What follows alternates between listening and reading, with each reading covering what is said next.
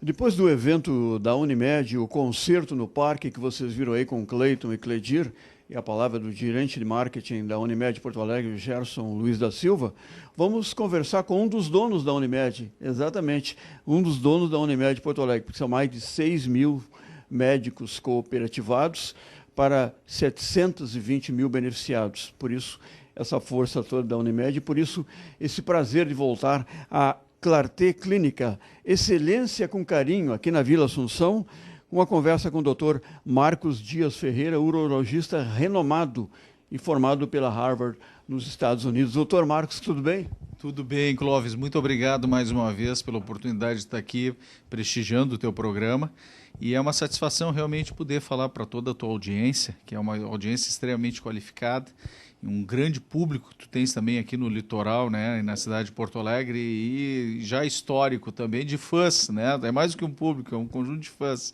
Então é muito bom realmente poder estar aqui e a gente trocar uma ideia também sobre os assuntos do momento na questão hoje da urologia, né? E os grandes avanços que a gente tem podido trazer hoje também para os nossos beneficiários também da Unimed. O Novembro Azul passou com os cuidados em cima, as luzes em cima do câncer de próstata. A professora Enilda é presidente do Instituto Nacional da Próstata. Qual foi o saldo, doutor Marcos, desse Novembro Azul? Foi um saldo positivo? Eu notei que se falou um pouco mais, se deu um pouco mais de atenção para o evento, né? Com certeza. Na verdade, a gente tem observado uma adesão maior da comunidade, não só das prefeituras, várias prefeituras do interior hoje têm buscado informações junto ao Instituto sobre questões da saúde masculina, notadamente a questão da detecção precoce do câncer de próstata. E nós estamos agora também buscando uma parceria maior com a própria Irmandade Santa Casa, no sentido de poder oferecer também um volume maior de atendimentos nesse sentido. E acreditamos também que a difusão da mensagem sobre a luta contra o preconceito, né, que é a grande batalha hoje na questão da detecção precoce, quer dizer, realmente tentar fazer com que os homens vençam esse preconceito, procurem o urologista e efetivamente consigam detectar precocemente várias doenças da próstata e do trato urinário que são tão prevalentes, tão importantes.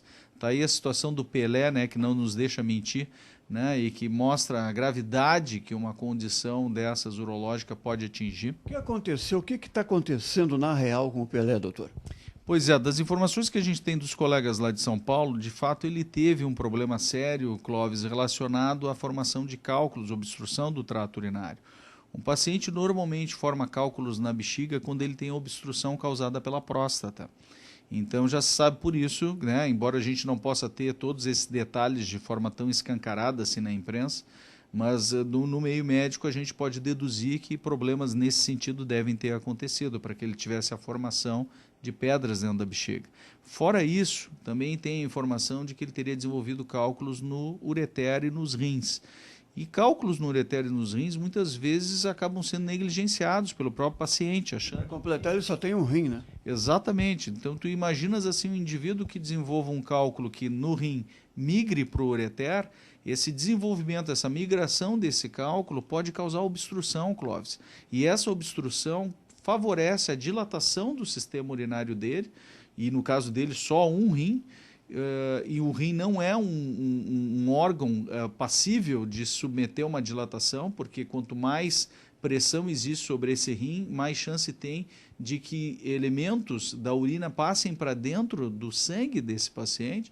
Então, tu imagina quando ele desenvolve bactérias, infecções... É o caminho para uma infecção generalizada, não? Certamente. Então, nós tínhamos já uma história contada a partir do próprio início do diagnóstico da condição do Pelé. E isso realmente é uma situação que nos preocupa, porque não ocorre só com o Pelé, isso acontece com milhares e milhares de pessoas que, muitas vezes por desinformação ou negligência, acabam não recebendo ou percebendo a gravidade da sua condição clínica. Estou vendo aqui na sua mesa um equipamento, um aparelho que pode, inclusive, ter sido usado pelo Pelé nessa situação. Qual é a função desse equipamento, doutor? Esse equipamento é para demonstrar, Clóvis, o que é um ureterorrenoscópio. No caso, esse dispositivo é um dispositivo até um pouco mais antigo, nós temos dispositivos mais finos do que esse, mas isso nos permite, de forma miniaturizada, chegar até o rim do paciente, ele faz encurvamento, e nós conseguimos com esse encurvamento chegar a estruturas renais bem isoladas, bem escondidas, vamos dizer assim, né? E dessa forma, utilizando um dispositivo como essa cestinha aqui que nós temos, que é chamada de basket, nós podemos pegar um cálculo e trazer esse cálculo para fora do organismo do indivíduo, sem a necessidade de corte. Então, esse é um grande avanço. Na ponta desse dispositivo, que tem 2 milímetros, nós temos uma microcâmera, nós temos um canal de irrigação, nós temos um canal de operação e nós temos também um canal de iluminação. Quer dizer, nós temos 4 canais num espaço de aproximadamente 2 milímetros para fazer uma cirurgia altamente tecnológica, com dispositivos. Muitas vezes, no lugar dessa cestinha, a gente usa uma fibra laser. E essa fibra laser, tão fininha como 1/5 de 1 milímetro, é possível fazer a destruição de um cálculo, transformando ele em pó. Eu acho que em medicina, principalmente na sua área, tudo depende muito da prevenção. Se houver a prevenção, tanto na próstata, quanto nos rins, quanto em cálculos, não há necessidade de chegar a esse extremo que chegou o Pelé, não é mesmo? Com certeza. Na verdade, se a gente pensasse que o Pelé pudesse seguir uma rotina de exames periódicos, né, e dentro desse aconselhamento, muito provavelmente seria aconselhado a tratar adequadamente as suas doenças, ele poderia ter prevenido um quadro de agravamento como esse que hoje ele está sendo vítima, né, na verdade. E ainda com 74 anos. 74 anos e, segundo a informação que consta, com um rim único, né, Clóvis? Então é uma situação realmente bastante séria. Todos nós torcemos pela recuperação dele e temos certeza que a equipe em São Paulo está fazendo todo o possível para realmente tirar ele dessa condição. Agora, essa sugestão de extração de cálculos renais que o senhor está nos mostrando, está disponível em Porto Alegre já, doutor? Sim, na verdade, Clóvis, nós temos esses dispositivos, equipamentos até mais modernos do que esse, disponíveis nos bons hospitais aqui em Porto Alegre, Moinhos de Vento, Mãe de Deus, na Santa Casa, e nós temos lá condições, efetivamente, de, utilizando esse equipamento, fazer o acesso até a diversas estruturas dentro do sistema renal para que a gente possa fazer a fragmentação desses cálculos e a liberação dos pacientes desse problema sério. Essa é a falada cirurgia sem cortes, mas sem cortes em termos, porque internamente, não sei se nesse caso, mas no caso de uma cirurgia de próstata, de hiperplasia, existem cortes. Isto significa que esse sistema sem cortes, doutor, está abrangente, está literalmente ao alcance de quase todos, não? Sim, na verdade a gente tem tentado cada vez mais com os diversos convênios, né, inclusive tentando isso até mesmo dentro do Sistema Único de Saúde, buscando acesso da população a essas tecnologias. Que o objetivo, na verdade, é fazer com que as pessoas, através do acesso à tecnologia, possam se beneficiar de cirurgias minimamente invasivas e que essas cirurgias a gente já tem claramente definido do ponto de vista científico que elas minimizam o tempo de internação dos pacientes no hospital. Quando se fala em minimização de tempo de internação, Clóvis, nós estamos falando de aumentar a oferta de espaço para que outras pessoas possam ser beneficiadas. Bom para todos, né? Bom para todos. Então, na verdade, a pessoa se beneficia por ficar menos tempo dentro do hospital, o hospital se beneficia podendo oferecer o serviço para mais pessoas, né? O médico consegue ser resolutivo para um volume muito maior de pacientes. Então, esse é o grande objetivo, que a gente possa ajudar cada vez mais gente, né? Pelo que o Dr. Marcos me informou, uma cirurgia, por exemplo, de hiperplasia, que é o aumento da próstata, um aumento natural, de acordo com a idade, é coisa de se resolver em, tipo, 4, 5 dias. Agora, até chegar nessa cirurgia, muitos pacientes, muitas pessoas até de certa idade, têm receios. Do tipo, vou ter que fazer uma biópsia obrigatoriamente. Nem sempre, né, doutor? Nem sempre. Na verdade, Clóvis, quando a gente indica biópsias de próstata, a gente está indicando para um paciente que a gente tem uma suspeita da possibilidade de ter um câncer de próstata. Então, efetivamente, o paciente vai ser indicado para esse procedimento nessa suspeita. E isso não é o que ocorre com a maioria dos pacientes. Na verdade, daqueles pacientes que têm um crescimento benigno da próstata, nós vamos ter aproximadamente 10% deles que vão necessitar efetivamente de um tratamento cirúrgico. E hoje, quando se fala em necessidade de cirurgia, nós estamos oferecendo tecnologias cada vez mais ou cada vez menos invasivas, né? Ou cada vez mais tecnológicas nesse sentido. Então, aí fica um alerta, uma boa notícia para essas pessoas que têm dúvidas, têm receios, têm medo, têm preconceito, porque nem sempre o falado exame do PSA esclarece para o paciente se ele está realmente com câncer ou não. No caso, o exame do toque é mais importante que o PSA, ou eu estou enganado, doutor? Na verdade, é o que a gente tem tentado difundir de informação dentro das nossas campanhas do Novembro Azul. Quer dizer, a importância de que o homem procure a assistência do urologista, procure a sua consulta com o urologista no sentido de fazer a detecção precoce também do câncer de próstata, né, a partir dos 45 anos. Nessa ação, nós temos 2 exames, o PSA e o exame de toque.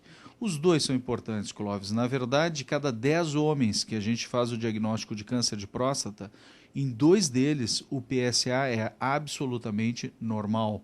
Ou seja, esse paciente acaba sendo diagnosticado pelo exame de toque, né? Então, em 80% dos casos o PSA diagnostica a doença? Sim, mas em 20% dos casos é o exame de toque que faz o diagnóstico do câncer. Aí, ó, e pode acontecer a situação inversa. O PSA pode dar um volume muito alto e, na verdade, não ser uma coisa tão grave assim, por ser uma hiperplasia. O aumento da próstata pode aumentar o PSA, ou não? Exatamente, Clóvis. O que a gente tenta também passar de informação para boa parte dessa comunidade, desses pacientes, é um entendimento de que muitas vezes um exame alterado ele não vai significar necessariamente a ocorrência de uma doença maligna, né? Então, no caso do PSA, ele é um marcador, na verdade, de doença prostática e que pode ser alterado nas situações de crescimento benigno, nas situações de inflamação da próstata e também, claro, nas situações de câncer, né? Mas ele não é um marcador específico de câncer, né? Qual é o momento exato, doutor Marcos, de procurar o doutor Marcos, procurar o urologista, fazer o exame? Qual é o momento, a idade, o momento, o sintoma? Qual é a hora certa? A hora certa, na verdade, recomendada internacionalmente, é próximo dos 45 anos, Clóvis, né? Isso para o homem que tem a intenção de fazer a detecção precoce do câncer de próstata. A Sociedade Brasileira de Urologia está utilizando 45 para aqueles com fator de risco, né? Que seriam alguma história familiar de câncer de próstata ou de mama na família. E utilizando o índice de 50 anos, né? A idade de 50 anos, para aqueles que têm histórico familiar ou sem outros fatores de risco também associados. Agora, sempre gostamos de colocar também para essa audiência a importância de que, na verdade, todo indivíduo faça revisões periódicas, né? Independente da idade, é importante que o médico faça parte do acesso desse indivíduo a maior condição, a uma melhor condição de saúde e a toda a estrutura hoje disponível de prevenção e de detecção precoce de doenças. Nada como a prevenção. Estou vendo aqui na sua tela algumas imagens. Que imagens são essas, doutor? Nós temos uma imagem bem interessante aqui mostrando uma animação pequena, onde nós temos esses equipamentos que a gente usa dentro do ureter. Imagina que aqui nós temos um espaço que é de 3 milímetros e o equipamento entrando e pegando uma pedrinha com aquela cestinha para que se faça a retirada dela, então, através desse dispositivo. Quer dizer, isso aqui é uma cirurgia que no passado se utilizavam cortes extensos, Clóvis, para serem retirados. E hoje a gente consegue retirar através dessa tecnologia. Tu olhas aqui adiante e vê que o equipamento entra em cavidades bem escondidinhas dentro do rim, onde muitas vezes pode estar albergando um cálculo, né? E através justamente da capacidade de flexibilidade desses equipamentos. É isso que a gente quer cada vez mais disponibilizar, na verdade, para a nossa população. Doutor, para concluir, os sintomas tanto de câncer de próstata, quanto de hiperplasia, que é o aumento da próstata, quanto dos cálculos renais, quais são os sintomas?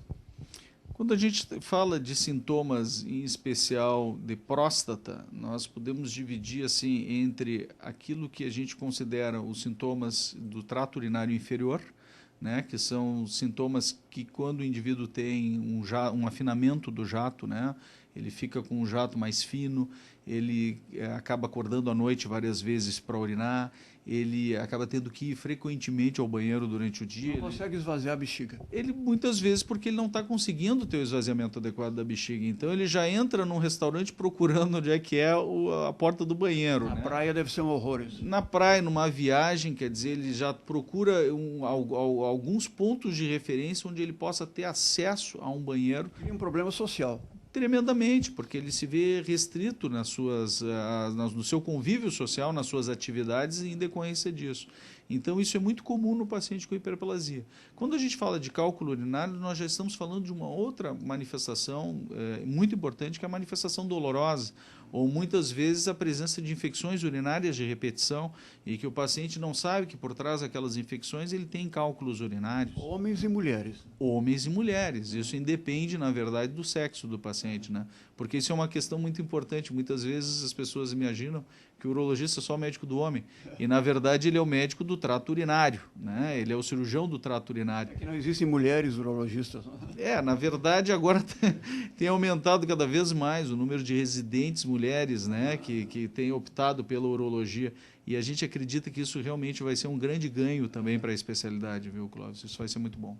Então, antes de qualquer dúvida, para evitar problemas maiores, façam a prevenção, visitem o médico, visitem a Clarté Clínicas, que entra agora em 2015 no seu 3º ano vitorioso, com um grande prestígio, com uma equipe maravilhosa trabalhando e nós de perto acompanhando o Dr. Marcos, que faz viagens frequentes, viagens internacionais, em busca de novidades como esse equipamento que o senhor trouxe em mãos dos Estados Unidos. Né? Sim, a gente tem buscado trazer cada vez mais o que existe mais de ponta, né, dentro das tecnologias disponíveis para o tratamento de cálculos urinários e para o tratamento também, obviamente, das doenças malignas do trato urinário. E recentemente, em Paris, agora em outubro, nós tivemos a oportunidade de trabalhar com um robô chamado robô Avicena, que é um robô específico também para o tratamento de cálculos urinários, onde a gente consegue utilizar esses dispositivos tecnológicos com o auxílio, então, de sistemas robóticos, oferecendo mais precisão, né, dentro desses atos cirúrgicos. A Clarté Clínicas está aqui na Rua Pinaré, número 293, 293, né? 203, na Vila Assunção, aqui em Porto Alegre, na Zona Sul. Qualquer dúvida, procurem o site www.clarteclinica.com.br e, mais importante, venham aqui conversar com o Dr. Marcos, com toda a sua equipe, com a Denise, que é fisioterapeuta. Venham conversar com essa equipe maravilhosa, a quem eu desejo um grande e vibrante e feliz e de muito sucesso 2015. Antes, um Feliz Natal a todos. E o agradecimento da equipe do programa Sintonia Fina por toda essa recepção sempre tão calorosa para todos nós aqui. Que bom, que bom. Na verdade, Clóvis, eu queria desejar também para toda a equipe, toda a tua equipe, toda a equipe do programa Sintonia Fina, que é uma equipe extremamente competente. A gente vê realmente o resultado disso em cada programa que a gente tem a chance de assistir e ver todo o prestígio que tu tens, toda a capacidade de comunicação, a forma realmente fantástica com que tu consegues trazer sempre as últimas novidades, na verdade, de toda a nossa comunidade aqui de Porto Alegre, do litoral. E tu está de parabéns, Clóvis, né? Como sempre. Um bom ano novo, uma boa entrada de ano com todas as festas aí, com toda a equipe. E um sucesso para todos nós no próximo ano. Conexão Litoral. Maquiné, um nome que lembra coisa boa e há muito tempo, uma tradição de mais de 50 anos. Maquiné.